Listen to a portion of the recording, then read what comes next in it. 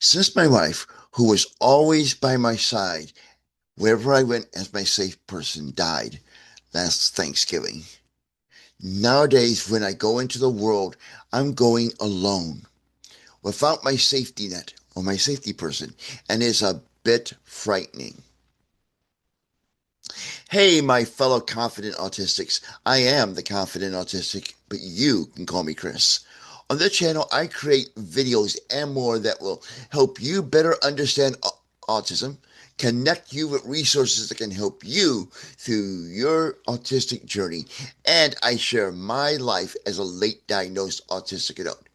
And this is another video in the Confident Autistic Journal series. The Confident Autistic Journal is my video blog of my life as a late diagnosed autistic adult. Today, I'm sharing my experiences and observations as an autistic adult getting a haircut without my safe person with me. Now, before we get into today's journal entry, let me tell you a little bit about a background about my wife, who is my safe person, and what a safe person is. A safe person is somebody that an autistic person knows that they feel safe around, hence the name safe person. But what it means is we can be ourselves. We don't have to mask as much. We can be our authentic, true selves. We're accepted. There's no judgment, and that person will help us. In my case, my wife would be able to tell when I was getting overwhelmed, when I was getting sensory overload, when I was about to have a meltdown, shutdown, whatever, and when I was about to have communication issues, trouble communicating how I felt or needed. And she would jump in there and do that for me. And that's what a safe person was to me. Now, she died the day before Thanksgiving last year, and since then, doing things, going out in public, which she'd always been with me throughout whatever I did since her passing, going out in public's been a little bit different for me and a little frightening because I'm going out into the world without my safe person. So it came up again. I needed a haircut. I think this is my second haircut since she passed away. I usually get them a little bit more frequently, but it needed to be done. Now, prior to my wife's passing, I went to a barber who knew me, who got me. Okay. My barber knew that I was on the spectrum. We talked about it a little bit and all, and it was a comfortable situation. So instead of going to the barber I've had for a couple of years before my wife's passing, I needed to go to a new barber because where my former barber worked, the design of the parking lot, the building, is a little bit okay, maybe more than a little, is a little challenging for me safety wise because of my physical limitations for my incomplete spinal cord injury. And it was a little hairy to do it with my wife with me, who made sure I was safe. And I am a little petrified because some of the slopes and dips and all in the parking lot to try it on my own. So I need to get another barber. Okay. So I needed to find a new barber, and I found one in a safe building that I can get into and out of. Now, in the waiting room, I got there, took paratransit system there, got to the waiting room, and I was a little bit nervous, and I realized I missed my old barber because I did not know who I was going to get. I just said, whoever's available. Okay. And that's always like a crapshoot for me. So anyway, so I go in there in the waiting room, and it's quiet. It's empty, which is good. Okay. There's only one other person. There's one barber doing somebody's haircut in the back, and there was a kid sitting in the living in the not the living room, the waiting area. It looks like a living room because they got these big comfortable chairs in it and a TV set. It's the waiting room. Anyway, and turned out the kid was the daughter of the guy getting the haircut or whatever. I don't know. Or somebody who worked there. I have no idea. Anyway, uh, I don't talk to kids. Well, I don't like talking to anybody, but I'm very careful about not talking to kids that don't know me because I really did not want three letters after my name just because I said hello. So I'm in the waiting area and I'm nervous. Okay, and I'm nervous. Who's gonna be my barber? And one of the things that went through my mind was I'm getting a little bit anxious. How do I communicate to this person by myself? Do I tell this person I'm autistic? How do I tell them this? Do I need to tell them this? Should I tell them this? If I tell them this, does it look like I'm asking for special treatment? All those things fly through my mind. And I realize I'm really missing my old barber, but I know it's not safe to go there, physically safe because the parking lot's a little bit treacherous for me. And I'm going through all this in my mind, Um, I'm anxious about getting a haircut, wondering who's going to come here. Am I going to like the person? Am I going to be able to communicate with the person? Do I tell my barber I'm autistic? And I'm realizing I miss my safe person. I did not need to worry about any of that when Kim was with me because she took care of all of that. Okay. So finally, I get called back.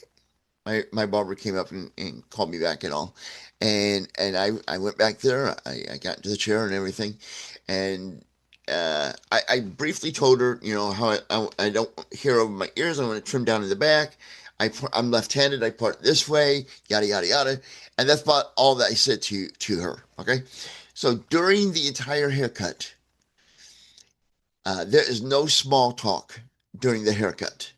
Okay, which on the surface, I'm cool with. I don't like small talk.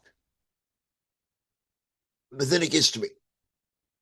There's another customer a couple of chairs away from me, and that barber and that customer is doing small talk.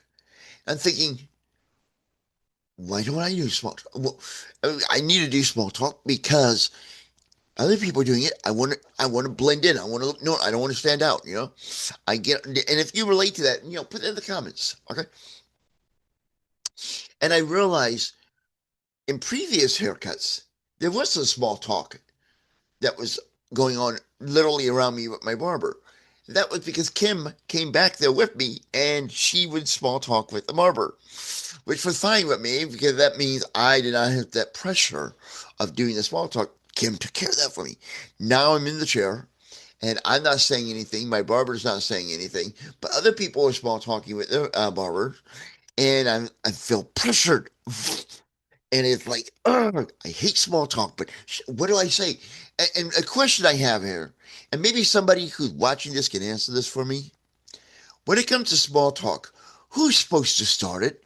Is it the barber or is it the customer? And how do you know when to start it, what to say? I do not get this. And I think there's a common problem for many of us in the spectrum. We don't have a clue. There's no clue on how to start this. My wife was with me practically everywhere I went for 25 years, and she would engage in small talk with people. I never paid attention to see how that started so I can learn from it. Okay, I'm a moron. Okay, I'll admit it. I'm an idiot. But then again, and you would think when we found out she had stage 4 metastatic breast cancer, it would dawn on me, hey, dude, she may not outlive you. She may go first. You need to start learning some stuff. Nope, I didn't do that. I was a moron. Okay.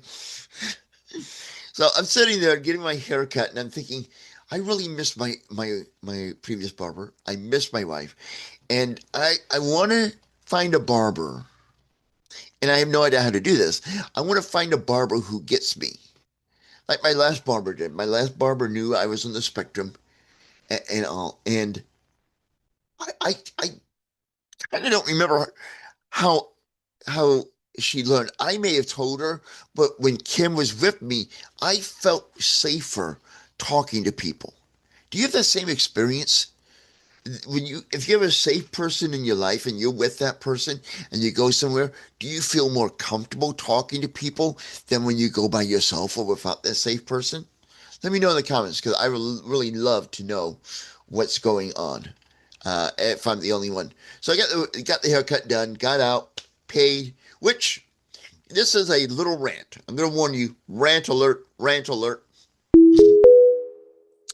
So I get up there and go to the machine to pay with my card, and I put my card in do my business. It showed me the total, which by the way, I'll just like to point out when I first started getting haircuts on my own, as a young adult, 16, 17, 18, 19, whatever, right?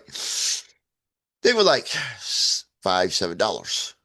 Today is $28. Then on top of it, they want a tip. Now that I'm not a big fan of tipping, but I don't mind. I'm getting used to it. My wife taught me to be better at that, and all. So there's suggested tips. The smallest suggested tip was $7. That's 25%. I don't mind 10, 15, maybe even 20%. I don't need 25. But there's no option on there, or at least I cannot figure out how to do the option to only do a $5 tip, which is about 20%. So I did the 7. So I know I talked about this in another video, but I'm going to go ahead and do it again. It's like when I went to Crumble. It's a cookie. They make pretty good cookies. They're really big and they taste pretty good. If you're not diabetic and you eat too many of them, you soon will be if you get the sugar ones. Anyway, so I went in there and I ordered my cookie. I was gonna pay for it, and the lady at the counter, would you like to provide us a tip? I thought, lady, all you did was walk 3 steps, picked up my cookie, and brought it to me at the counter.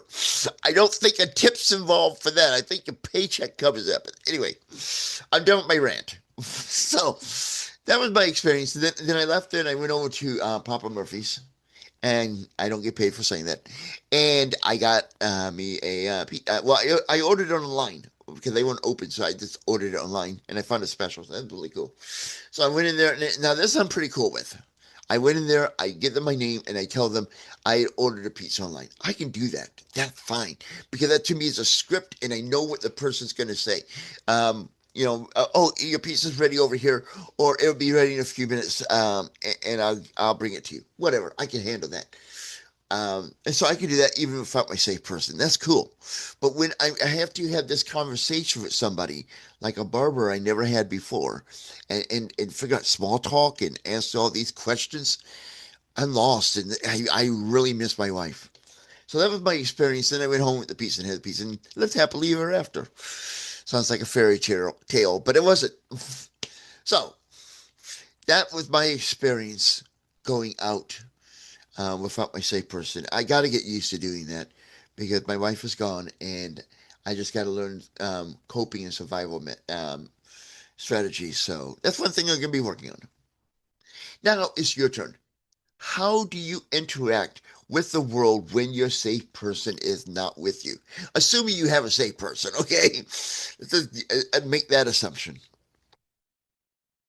Please share your response in the comments. And if you enjoyed this video, please like and share it with your community. That will help me grow this channel, and what we're doing here can impact more people in a positive way, which is very important to me. New episodes of the Confident Autistic Journal drop every Friday, so be sure to subscribe to my channel and ring the bell to receive notifications of new videos and when I go live.